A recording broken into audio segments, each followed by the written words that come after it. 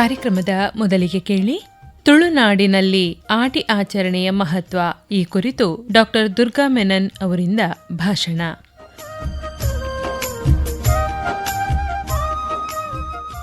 ತುಳುನಾಡಿನಲ್ಲಿ ಒಂದು ಸಂಕ್ರಮಣದಿಂದ ಇನ್ನೊಂದು ಸಂಕ್ರಮಣದ ಒಳಗಿನ ದಿನಗಳನ್ನು 1 ತಿಂಗಳು ಎನ್ನುವುದು ಎಲ್ಲರಂತೆ ತುಳುವರಿಗೆ ವರ್ಷದಲ್ಲಿ 12 ತಿಂಗಳು. ವರ್ಷದ 11 ತಿಂಗಳು ತುಳುವರು ಬಹಳಷ್ಟು ತಮ್ಮ ಕೃಷಿ ಕೆಲಸಗಳಲ್ಲೇ ತಲ್ಲಣವಾಗಿ ಇರುತ್ತಿದ್ದರು. ವರ್ಷದ ಆಟಿ ತಿಂಗಳಿನಲ್ಲಿ ಆಹಾರದ ಕೊರತೆ ಎದ್ದು ಕಾಣುತ್ತಿತ್ತು. ಆಟಿ ತಿಂಗಳು ಎಂದರೆ ಕಷ್ಟದ ತಿಂಗಳು ಎಂಬುದು ಇತ್ತು. ಆಟಿ ತಿಂಗಳಿಗೆಂದೇ ಅಟ್ಟದ ಮೇಲೆ ಸಂಗ್ರಹಗೊಂಡ ತಿನ್ನುವ ತಿನಿಸಿಗಾಗಿ ಅಟ್ಟ ಹತ್ತುವುದು ಇತ್ತು. ಅಟ್ಟ ಎಂಬ ಪದದಿಂದಲೇ ಆಟಿ ಪದ ಹುಟ್ಟಿತು. ಹೆಚ್ಚಾಗಿ ಜುಲೈ ತಿಂಗಳ 15ರಿಂದ ಆಗಸ್ಟ್ ತಿಂಗಳ 15 ತಾರೀಕಿನವರೆಗೆ ದಿನಗಳು ಆಟಿ ದಿನಗಳು. ಆಟಿಯ ದಿನಗಳು ಕಷ್ಟದ ದಿನಗಳು ಎಂದು ಹೇಳುವ ಬದಲು ಆರೋಗ್ಯದತ್ತ ಗಮನದ ತಿಂಗಳು ಎಂದರೆ ತಪ್ಪಾಗಲಾರದು. ಈ ಹಿಂದಿನ ಕಾಲಘಟ್ಟದಲ್ಲಿ ಪ್ರಚಲಿತ ಆಧುನಿಕ ಜೀವನ ಶೈಲಿಯ ಆಟಿಯ ಆಚರಣೆಗೂ ಬಹಳ ವ್ಯತ್ಯಾಸಗಳು ಕಾಲಸಹಜವಾಗಿ ಉಂಟಾಗಿದೆ. ಇದು ಸಹಜ ಮತ್ತು ಅನಿವಾರ್ಯ ಕೂಡ. ಆದರೆ ಈ ಆಟಿ ಎನ್ನುವುದು ತುಳುವರ ಸಂಪ್ರದಾಯ ಮತ್ತು ಪರಂಪರೆಯ ಮಹತ್ವದ ಕೊಂಡಿ ಎಂಬ ಬಗ್ಗೆ 2 ಮಾತಿಲ್ಲ. ಸುಮಾರು 4-5 ದಶಕಗಳ ಹಿಂದಿನವರೆಗೂ ಈ ಆಟಿ ಎನ್ನುವುದು ದುಡಿಯುವ ಶ್ರಮಿಕ ಬೇಸಾಯ ಪ್ರಧಾನವಾಗಿದ್ದ ಆರ್ಥಿಕವಾಗಿ ಸಶಕ್ತವಲ್ಲದ ಕುಟುಂಬಗಳಿಗೆ ಪ್ರಯಾಸಕರ ಆಗಿತ್ತು. ಆಗ ತಾನೇ 7 ಭತ್ತದ ಬೆಳೆ ಮುಗಿದು ನಾಟಿ ಕಾರ್ಯ ಮುಗಿದು ನಿಜ ಅರ್ಥದ ಕಷ್ಟ ಕಾರ್ಪಣ್ಯ ದಿನಗಳು. ದೋ ಎಂದು ಸುರಿಯುವ ಮಳೆಯ ನಡುವೆ ಕೆಲಸ ಕಾರ್ಯಗಳಿಲ್ಲ. ಆರ್ಥಿಕ ಅಶಕ್ತ ಕುಟುಂಬಗಳಿಗೆ ಒಲೆಗೆ ಬೆಂಕಿ ಹಚ್ಚುವುದು ದುಸ್ತರ. ಆಗಿನ ಯಜಮಾನರಿಂದ ಅಥವಾ ಅಂಗಡಿಯಿಂದ ಭತ್ತ, ಅಕ್ಕಿ, ಬೇಳೆ, ತರಕಾರಿ ತರಬೇಕಾದ ಅನಿವಾರ್ಯತೆ. ಯಜಮಾನರಿಂದ ಅಕ್ಕಿ ತಂದರೆ ಮುಂದೆ ದುಡಿದು ಪೊಲಿ ಸಹಿತ ಅಂದರೆ ಅದೇ ಪ್ರಮಾಣದ ಬಡ್ಡಿ ತೆರಬೇಕು. ಮಳೆಯ ಕಾರಣ ಎಲ್ಲೂ ದೂರ ಹೋಗುವಂತಿಲ್ಲ. ಸಿಕ್ಕಿದರೆ ಹಲಸು, ಗೆಣಸು, ತೊಜಂಕ್, ತಿಮರೆ, ಅಮಟೆ, ನುಗ್ಗೆಯ ಮೃಷ್ಟಾನ್ನ. ಕೆರೆ, ತೋಡು, ಬಾವಿ, ನದಿಗಳಿಗೆ ನೀರು ಪ್ರವಾಹ ನುಗ್ಗಿ ಕೊಚ್ಚೆಯ ಸಂದು ಹೋಗಿ ಮುಂದಿನ ಸೋಣಕ್ಕೆ ಶುದ್ಧ ಆಗುವುದೆಂಬ ನಂಬಿಕೆ. ಆಟಿ ತಿಂಗಳು ಅಂದರೆ ಆಟಿ ಕಳಂಜನ ಆಗಮನ ಧಾರ್ಮಿಕ ಆಚರಣೆಯ ಭಾವದಲ್ಲಿ ಜನಪದೀಯ ಪರಂಪರೆ. ಮನೆಗಳಿಗೆ ತೆರಳುವ ಆಟಿ ಕಳಂಜ ತನ್ನ ದರ್ಶನವ ನೀಡಿ ಆಟಿ ತಿಂಗಳ ದೋಷಗಳನ್ನು ಕಳೆಯುವ ನಂಬಿಕೆ. ನಿರ್ದಿಷ್ಟ ಪರಂಪರೆಯ ತಲೆಮಾರಿನವರು ಪಾರಂಪರಿಕ ಕಳಂಜನ ವೇಷ ಧರಿಸಿ ಬರುತ್ತಾರೆ. ಮನೆಗೆ ಯಾವುದೇ ರೀತಿಯ ತೊಂದರೆಗಳಾಗದೇ ಇರುವುದಕ್ಕೆ ಪ್ರಾರ್ಥನೆ ಮಾಡುತ್ತಾರೆ. ಧೈರ್ಯದ ಮಾತುಗಳನ್ನು ನೀಡುತ್ತಾರೆ. ರೋಗ ರುಜಿನಗಳಿಂದ ಜನರನ್ನು ಮುಕ್ತಗೊಳಿಸುವುದಾಗಿ ಹೇಳುತ್ತಾರೆ. ಆಟಿ ಕಳಂಜನ ಚೈತನ್ಯವನ್ನು ಭೂಮಿಗೆ ತರುವ ಮೂಲಕ ಧಾರಾಕಾರ ಮಳೆಯಿಂದ ಮಾನವನನ್ನು ರಕ್ಷಿಸಲು ಪ್ರಕೃತಿಯೊಂದಿಗೆ ವ್ಯವಹರಿಸುವ ಜನಪದೀಯ ಮಾರ್ಗವಾಗಿದೆ. ಭೂಮಿ ತಾಯಿಯ ಮೇಲೆ ನಡೆಯುವ ಅನಿಷ್ಟವನ್ನು ಓಡಿಸಲು ಮತ್ತು ಸಮೃದ್ಧಿಯನ್ನು ತರಲು ನೃತ್ಯ ಮಾರ್ಗದ ಮೂಲಕ ಆಚರಣೆಯಾಗಿರುತ್ತದೆ. ಎಲೆಗಳು ಮತ್ತು ಹೂವುಗಳಿಂದ ಮಾಡಿದ ಕಳಂಜನ ವೇಷಭೂಷಣಗಳು ಪರಿಸರ ಸ್ನೇಹಿ ಸಂದೇಶಯುತವಾಗಿರುವುದು ಗಮನಾರ್ಹ. ಶಿರಸ್ತ್ರಾಣ ಮತ್ತು ಬಣ್ಣದ ಮುಖಗಳನ್ನು ಕಳಂಜನಿಗೆ ಕೇಪುಳದ ಕಾಂಡಗಳಿಂದ ತಯಾರಿಸಲಾಗುತ್ತದೆ. ತೆಂಗಿನ ಸೋಗೆಯ ಹಸುರು ಎಲೆಗಳಿಂದ ವೇಷಭೂಷಣಗಳು, ಅಡಿಕೆಯ ಹಾಳೆಯಿಂದ ಬಗೆಬಗೆಯ ಶೃಂಗಾರ, ಕುಸುರಿ ಕಾರ್ಯ, ರಾರಾಜಿಸುವ ಮೀಸೆ ಪ್ರತಿಫಲವಾಗಿ ಅಕ್ಕಿ, ಭತ್ತ, ತೆಂಗನ್ನು ಮನೆಗೆ ಬರುವ ಕಳಂಜನಿಗೆ ನೀಡಿ ಆಟಿ ಕಳಂಜ ನೀಡುವ ಪ್ರಸಾದವನ್ನು ಸ್ವೀಕರಿಸಲಾಗುತ್ತದೆ. ಅಗಲಿದ ಹಿರಿಯರನ್ನು ನೆನಪಿಸುವ ಕುಟುಂಬದ ಕಾರ್ಯವು ಆಟಿಯ ವಿಶೇಷ. ಈ ಮೂಲಕ ಕುಟುಂಬದ ಸಾಗಿ ಬಂದ ಹಾದಿಯ ವಿವರಗಳು ಈಗಿನ ತಲೆಮಾರಿನ ಎಳೆಯವರಿಗೆ ದೊರೆಯುವಂತಾಗಲು ಸಾಧ್ಯ. ಆಟಿ ಕುಲ್ಲುನು ಎಂಬುದು ತುಳುನಾಡಿನ ಆಟಿ ತಿಂಗಳ ಅನನ್ಯ ಪರಂಪರೆ. ನಿರ್ದಿಷ್ಟ ಕುಟುಂಬಕ್ಕೆ ವಿವಾಹವಾಗಿ ಬಂದವಳು ತನ್ನ ತವರು ಮನೆಗೆ ತೆರಳಿ ಅಲ್ಲಿ ಆಟಿ ತಿಂಗಳು ಕಳೆಯುವುದು ಹಿಂದಿನ ಸಂಪ್ರದಾಯ. ಮಳೆಗಾಲ, ಆರಂಭದ ಬೇಸಾಯ ಇತ್ಯಾದಿ ಕಾರ್ಯಗಳ ದಣಿವಿನ ಬಳಿಕ ತಾಯಿಯ ಮನೆಯಲ್ಲಿ ಒಂದಿಷ್ಟು ವಿಶ್ರಾಂತಿ ಇದರ ಆಶಯವಾಗಿದ್ದಿರಬಹುದು. ಆದರೆ ಈಗ ಈ ಪದ್ಧತಿ ವಸ್ತುಶಃ ಅಸ್ತಿತ್ವದಲ್ಲಿಲ್ಲ. ಹೀಗೆ ಬಗೆಬಗೆಯ ವಿಶೇಷಗಳು ಆಟಿ ತಿಂಗಳಿನಲ್ಲಿ ಈ ಪ್ರದೇಶದಲ್ಲಿ ಕಂಡುಬಂದರೆ ಈ ತಿಂಗಳಲ್ಲಿ ಶುಭ ಕಾರ್ಯಗಳು ನಡೆಯುವುದಿಲ್ಲ. ಈ 1 ತಿಂಗಳ ಮಟ್ಟಿಗೆ ವಿರಾಮವೇ ಸರಿ. ಮಳೆಯ ಕಾರಣದಿಂದ ಓಡಾಟ ಕಷ್ಟ. ಒಂದು ಕಾಲದಲ್ಲಿ ಸಾರಿಗೆ ಸಂಪರ್ಕ ಇಲ್ಲದ ಸಂದರ್ಭದಲ್ಲಿ, ಸೇತುವೆ ಇತ್ಯಾದಿ ಸೌಲಭ್ಯಗಳಿಲ್ಲದ ಕಾಲಘಟ್ಟದಲ್ಲಿ ಒಂದೆಡೆಯಿಂದ ಇನ್ನೊಂದೆಡೆಗೆ ಓಡಾಟ ಅಪಾಯಕಾರಿ ಎಂಬ ದೃಷ್ಟಿಯಲ್ಲಿ ಇದು ಮುಂಜಾಗ್ರತೆಯ ಪರಿಕಲ್ಪನೆಯೂ ಆಗಿರಬಹುದು. ಆಟಿಯ ಅಮಾವಾಸ್ಯೆಯನ್ನು ತುಳುವರು ಬಹಳ ಬದ್ಧತೆಯಿಂದ ಎದುರು ನೋಡುತ್ತಾರೆ. ಅಂದು ಆಟಿಯ ಮದ್ದು ಸೇವನೆಯು ಅನಾದಿ ಕಾಲದಿಂದಲೂ ನಡೆದುಕೊಂಡು ಬಂದಿದೆ. ಕಾಡಿನಲ್ಲಿ ಬೆಳೆಯುವ ಪಾಲೆದ ಮರದ ಕೆತ್ತೆಯನ್ನು ಮುಂಜಾನೆ ಕಲ್ಲಿನಿಂದ ಕೆತ್ತಿ ತಂದು ಅದಕ್ಕೆ ವಿವಿಧ ಔಷಧ ಬೆರೆಸಿ ಈ ಮದ್ದನ್ನು ಮನೆಯಲ್ಲಿ ತಯಾರಿಸಲಾಗುತ್ತದೆ. ಮನೆ ಮಂದಿ ಬರೀ ಹೊಟ್ಟೆಗೆ ಈ ಕಷಾಯವನ್ನು ಸೇವಿಸುತ್ತಾರೆ. ದೇಹ ತಂಪಾಗಲು ಕಷಾಯ ಕುಡಿದ ಬಳಿಕ ಮೆತ್ತೆ ಗಂಜಿಯನ್ನು ಸೇವಿಸಲಾಗುತ್ತದೆ. ಆಟಿಯ ಅಮಾವಾಸ್ಯೆಯಂದು ಈ ಪಾಲೆ ಮರದಲ್ಲಿ ಬಗೆ ಬಗೆಯ ಔಷಧೀಯ ಗುಣಗಳು ಅವಿಭಜಿಸುತ್ತವೆ ಎಂದು ತುಳುವರು ಪ್ರಾಚೀನ ಕಾಲದಿಂದಲೂ ಅರಿತವರಾಗಿದ್ದರು. ಈ ಕಷಾಯವು ದೇಹದೊಳಗಿನ ನಂಜು ಮತ್ತಿತರ ಅನಾವಶ್ಯಕ ವಸ್ತುಗಳನ್ನು ನಿವಾರಿಸುವುದು, ಶಕ್ತಿಯನ್ನು ಸಂಚಯಿಸುವುದು ಎಂದು ಈ ಔಷಧಿಯನ್ನು ಸೇವಿಸುವ ಕ್ರಮವಿತ್ತು. ವೈಜ್ಞಾನಿಕವಾಗಿಯೂ ಈ ಅಂಶವನ್ನು ಕೆಲವು ಸಂಶೋಧನೆಗಳು ದೃಢೀಕರಿಸಿವೆ ಅನ್ನುವುದು ತುಳುವರಲ್ಲಿದ್ದ ಜನಪದೀಯ ಔಷಧೀಯ ಜ್ಞಾನಕ್ಕೆ ದೃಷ್ಟಾಂತವಾಗಿದೆ. ಈಗ ಎಲ್ಲರಿಗೂ ಕಾಡಿನಿಂದ ತರಲು ಸಾಧ್ಯವಿಲ್ಲದ ಕಾರಣದಿಂದಾಗಿ ಧಾರ್ಮಿಕ ಕೇಂದ್ರಗಳಲ್ಲಿ, ಸಂಘ ಸಂಸ್ಥೆಗಳಲ್ಲಿ ಆಟಿ ಅಮಾವಾಸ್ಯೆಯ ಮುಂಜಾನೆ ಈ ಔಷಧ ವಿತರಣೆಯ ವ್ಯವಸ್ಥೆ ಬೆಳೆದು ಬಂದಿದೆ. ಆಟಿ ತಿಂಗಳಿನಲ್ಲಿ ಪ್ರಕೃತಿಯಲ್ಲಿ ದೊರಕುವ ಆರೋಗ್ಯಕರವಾದ ಸೊಪ್ಪು, ಗೆಡ್ಡೆ, ಗೆಣಸು, ಫಲವಸ್ತುಗಳನ್ನು ಸೇವಿಸಿ ತಮ್ಮ ಆರೋಗ್ಯವನ್ನು ಕಾಪಾಡುತ್ತಿದ್ದರು. ಹಲಸಿನ ಹಪ್ಪಳ, ಮಾಂಬಳ, ಹಲಸಿನ ತೇಗದೆಲೆಯ ಗಟ್ಟಿ, ದೋಸೆ, ಗಾರಿಗೆ, ಸಾಂತಣಿ, ರಚ್ಚೆಯ ಸೋಂಟೆ, ಮಾವಿನ ರಸಾಯನ, ಮಾಂಬಳ ಚಟ್ನಿ, ತಿಮರೆ ಚಟ್ನಿ, ತೊಜಂಕಿನ ಅಂಬಡೆ ಪಲ್ಯ, ನುಗ್ಗೆ, ಅರಿವೆ ಇತ್ಯಾದಿ ಸೊಪ್ಪುಗಳು, ಕೆಸುವಿನ ಎಲೆಯ ಪತ್ರೊಡೆ, ಲಾಂಬು, ಕಣಿಲೆ, ನೆಲ್ಲಿ, ಪೇರಳೆ, ಶುಂಠಿ, ತಂಬುಳಿ, ಕುಡುಸಾರು, ಕುಲ್ಕೊಟ್ಟೆ, ತದ್ರೂಪಿ ಎಲೆಗಳ ಪತ್ರೊಡೆ, ಉದ್ದಿನ ಹಪ್ಪಳ, ಈ ರೀತಿಯಾಗಿ ಆಟಿ ಎಂದರೆ ತುಳುವರಿಗೆ ಬಹಳ ವಿಶೇಷ. ಹಿರಿಯರ ಆಚರಣೆಯಲ್ಲಿ ಸಂಪ್ರದಾಯ ತಿಂಡಿ ತಿನಿಸುಗಳ ಹಿಂದೆ ಧಾರ್ಮಿಕ ಕಾರಣದೊಂದಿಗೆ ವೈಜ್ಞಾನಿಕ ಕಾರಣವೊಂದು ಪ್ರಮುಖವಾಗಿರುತ್ತದೆ. ತುಳುನಾಡಿನ ಹಿಂದಿನ ಜನರು ಆಹಾರದಲ್ಲಿಯೇ ಮದ್ದುಗಳನ್ನು ಪಡೆಯುತ್ತಿದ್ದರು. ಅವರು ಪ್ರಕೃತಿಯ ಆರಾಧಕರು. ಯಾವ ವಸ್ತುಗಳಲ್ಲಿ ಯಾವ ಗುಣ ಉಂಟು ಎಂದು ಹೇಳುವ ವಿಚಾರ ಅವರಿಗೆ ಗೊತ್ತಿತ್ತು. ಹುಲ್ಲು ಮದ್ದಿನಲ್ಲಿ, ಪಥ್ಯದಲ್ಲಿ, ಆಹಾರದಲ್ಲಿ ಅವರು ರೋಗಗಳನ್ನು ಗುಣಪಡಿಸುತ್ತಿದ್ದರು. ಅವರಿಗೆ ಮದ್ದು ಮಾಡುವ ವಿಧಾನ ಕೂಡ ಒಂದು ಸಂಸ್ಕೃತಿ, ಆಹಾರ ಪದ್ಧತಿ ಕೂಡ ಒಂದು ಸಂಸ್ಕೃತಿ. ತಿಮರೆ, ಬಾಳೆದಂಡು, ನುಗ್ಗೆ, ಹೊಂಬಾಳೆ, ಕೆಸೆ, ತಜಂಕು ಇವೆಲ್ಲ ಅವರಿಗೆ ಆಹಾರವೂ ಹೌದು, ಔಷಧಿಯೂ ಹೌದು. ಪದಾರ್ಥಕ್ಕೆ ಏನೂ ಇಲ್ಲದ ಹೊತ್ತಿನಲ್ಲಿ ಕಾಡಿನಲ್ಲಿದ್ದ ಕೇಪುಳ, ನೆಕ್ಕರೆ, ಚೀಮುಳ್ಳು, ಸೇರೆ, ಪೇರಳೆ, ಮಾದಿರಿ ಹೀಗೆ ಹಲವು ಜಾತಿಗಳ ಚಿಗುರು ಕೊಯ್ದು ತಂದು ಪಲ್ಯ ಮಾಡುತ್ತಿದ್ದರು.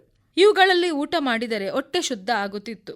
ಮಕ್ಕಳಿಗೆ ಚಿಗುರು ಮದ್ದು, ಕೊಡಿಮರ್ದು ರಸ ತೆಗೆದು ಕೊಡುತ್ತಿದ್ದರು.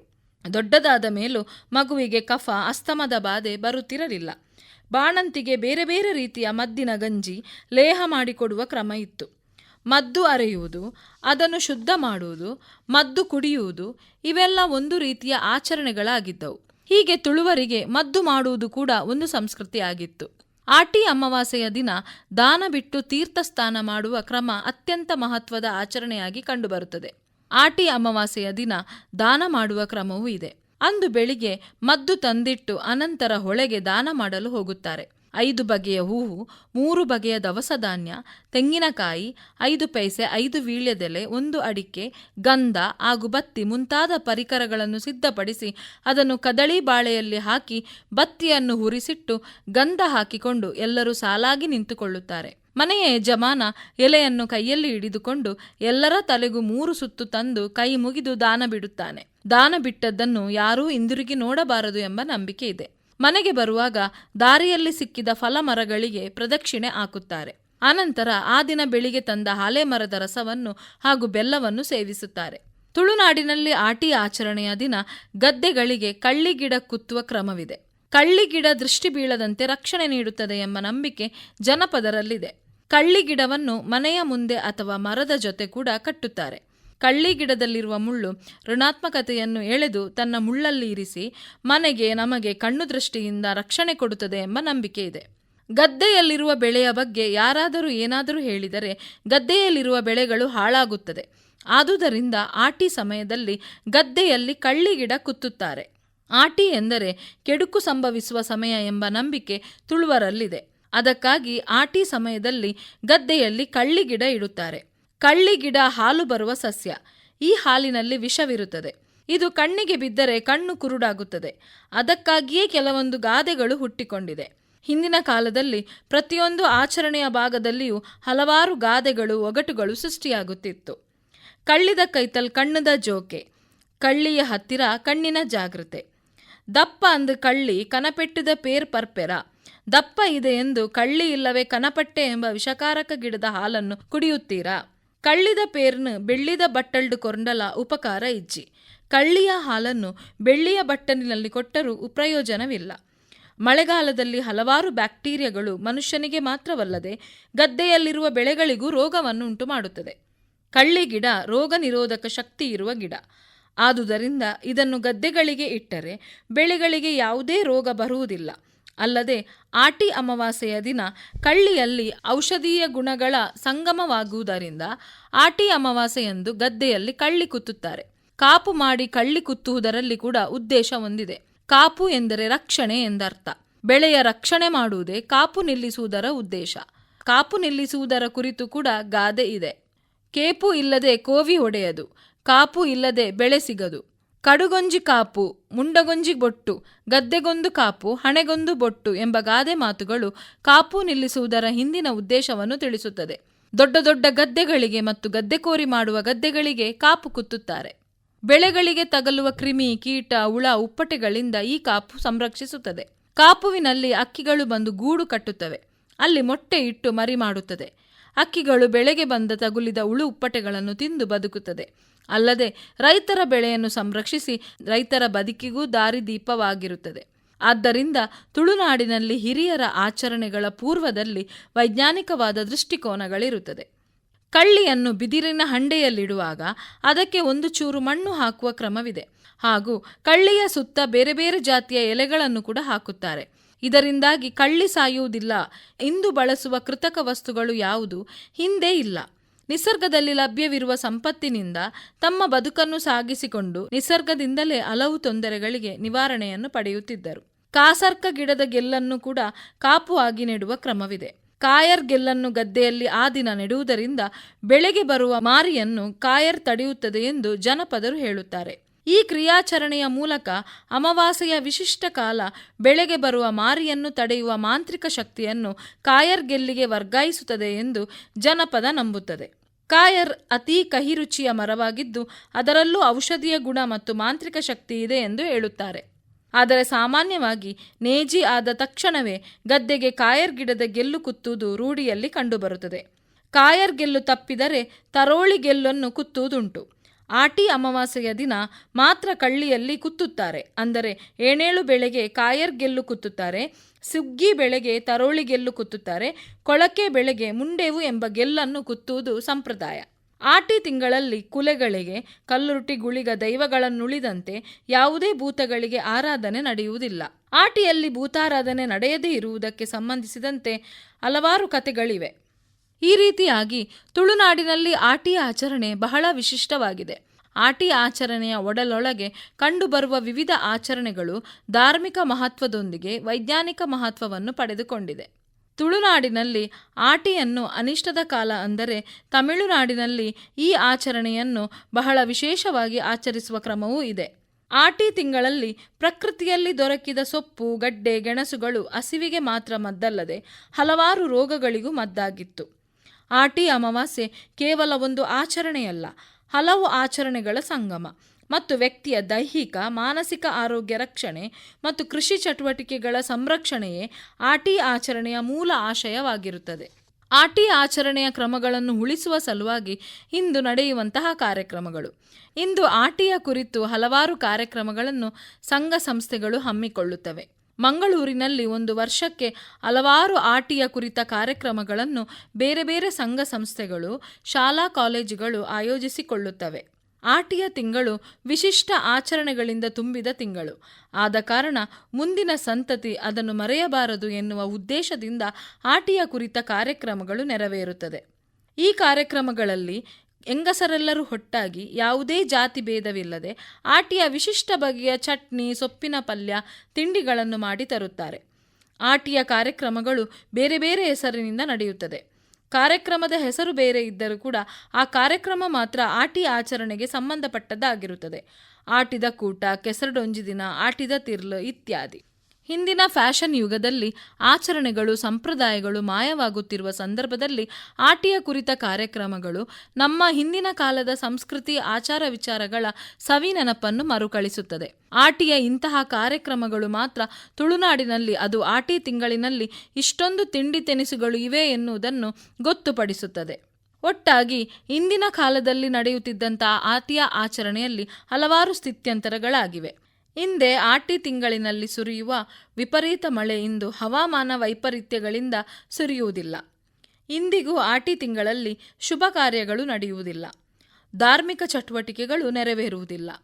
ಹಿಂದಿನ ಕಾಲದಲ್ಲಿ ಆಟಿಯ ಸಮಯದಲ್ಲಿದ್ದ ಅನ್ನ ಆಹಾರದ ಕೊರತೆ ಇಂದು ಅಷ್ಟಾಗಿ ಕಂಡುಬರುವುದಿಲ್ಲ. ಆಟಿ ತಿಂಗಳ ವಿಶೇಷ ಆರೋಗ್ಯಕರವಾದ ತಿಂಡಿಗಳು ಎಲ್ಲರ ಮನೆಯಲ್ಲಿ ತಯಾರಿಸುವುದಿಲ್ಲ. ಇಂದು ಆಟಿಯ ಕಾರ್ಯಕ್ರಮಗಳಲ್ಲಿ ಮಾತ್ರ ಈ ವಿಶೇಷ ಖಾದ್ಯಗಳು ಕಾಣಸಿಗುತ್ತವೆ. ಆಟಿ ಅಮಾವಾಸ್ಯೆಯಂದು ಹಾಲೆ ರಸ ಕಷಾಯ ಕುಡಿಯುವ ಪದ್ಧತಿ ಇಂದಿಗೂ ಇದೆ. ಆದರೆ ಹಿಂದಿನ ಕಾಲದಂತೆ ಎಲ್ಲರ ಮನೆಯಲ್ಲಿ ಇದರ ಕಷಾಯವನ್ನು ತಯಾರಿಸುತ್ತಿಲ್ಲ. ಆಟಿಯ ತಿಂಗಳಿನಲ್ಲಿ ಕಂಡುಬರುತ್ತಿದ್ದ ವಿಶೇಷ ಕ್ರೀಡೆಗಳು ಇಂದು ಕಣ್ಮರೆಯಾಗಿವೆ. ಚೆನ್ನೆಮಣೆಯಂತಹ ಕ್ರೀಡೆಗಳು ಕಾರ್ಯಕ್ರಮಗಳಲ್ಲಿ ಮಾತ್ರ ಕಾಣಸಿಗುತ್ತವೆ. ಹಿಂದಿನ ಕಾಲದಲ್ಲಿ ಆಟಿಯ ಸಮಯದಲ್ಲಿ ವಿಪರೀತ ಮಳೆ ಸುರಿಯುತ್ತಿರುವಾಗ ಮನೆಯವರೆಲ್ಲರೂ ಒಟ್ಟಾಗಿ ಮನೆಯೊಳಗೆ ಆಟಿಯ ವಿಶೇಷ ಕ್ರೀಡೆಗಳನ್ನು ಆಡುತ್ತಿದ್ದರು. ಆದರೆ ಇಂದು ಇದು ಕಣ್ಮರೆಯಾಗಿವೆ. ಆಟಿ ತಿಂಗಳಿನಲ್ಲಿ ಆಟಿ ಕಳಂಜನ ಪ್ರದರ್ಶನ ಇಂದು ಅಷ್ಟಾಗಿ ಕಂಡುಬರುವುದಿಲ್ಲ. ಕೆಲವೊಂದು ಹಳ್ಳಿಗಳಲ್ಲಿ ಮಾತ್ರ ಕಂಡುಬರುತ್ತದೆ. ನಗರಗಳಲ್ಲಿ ಎಲ್ಲಿಯೂ ಆಟಿ ಕಳಂಜನನ್ನು ಕಾಣಲು ಸಿಗುವುದಿಲ್ಲ. ಆಟಿ ಕುಲ್ಲುನಂತಹ ಕಾರ್ಯಕ್ರಮಗಳು ಇಂದಿನಂತೆ ನೆರವೇರುವುದಿಲ್ಲ. ಆಟಿ ಕುಲ್ಲುನಿ ಕ್ರಮವು ಹಿಂದೆ ಅನುಸರಿಸುತ್ತಿದ್ದ ರೀತಿಯಲ್ಲಿ ಇಂದು ಅನುಸರಿಸಲು ಸಾಧ್ಯವಿಲ್ಲ. ಅದನ್ನು ಅದೇ ರೀತಿ ಯಾರೂ ಅನುಸರಿಸುವುದೂ ಇಲ್ಲ. ಯಾಕೆಂದರೆ ಇಂದು ಕಾಲಕ್ಕೆ ತಕ್ಕಂತೆ ವಾತಾವರಣದಲ್ಲಿ, ಜೀವನ ವ್ಯವಸ್ಥೆಗಳಲ್ಲಿ ಕೂಡ ಬದಲಾವಣೆಯಾಗಿದೆ. ಆಟಿಯ ಸಂದರ್ಭದಲ್ಲಿ ಬರುತ್ತಿದ್ದ ಆಟಿ ಕಳಂಜ, ಆಟಿಯ ವಿಶೇಷವಾದ ತಿಂಡಿ ತಿನಿಸುಗಳು, ಆಟಿಯ ಕಷ್ಟದ ದಿನಗಳು ಇವುಗಳೆಲ್ಲವೂ ಇಂದಿನ ಪೀಳಿಗೆಯವರಿಗೆ ಅರಿಯಬೇಕಾದರೆ ಆಟಿಯ ವಿಚಾರವನ್ನು, ಆಟಿಯ ಮಹತ್ವವನ್ನು, ಆ ಆಚರಣೆಯೊಳಗೆ ಅಡಗಿರುವಂತಹ ಸಂಸ್ಕೃತಿಯನ್ನು ಇಂದಿನ ಪೀಳಿಗೆಯಲ್ಲಿ ಅಂತರ್ಗತಗೊಳಿಸುವುದು ನಮ್ಮೆಲ್ಲರ ಕರ್ತವ್ಯ. ತುಳುನಾಡಿನ ಎಲ್ಲ ಆಚರಣೆಗಳು ಕೂಡ ಪ್ರಕೃತಿಯನ್ನು ಅವಲಂಬಿಸಿ ಇತ್ತು.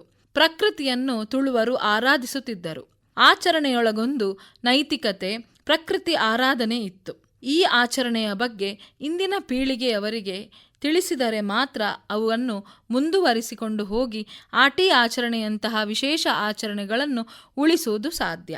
ಧನ್ಯವಾದಗಳು. ಇದುವರೆಗೆ ತುಳುನಾಡಿನಲ್ಲಿ ಆಟಿ ಆಚರಣೆಯ ಮಹತ್ವ ಈ ಕುರಿತು ಡಾಕ್ಟರ್ ದುರ್ಗಾ ಮೆನನ್ ಅವರಿಂದ ಭಾಷಣ ಕೇಳಿದಿರಿ.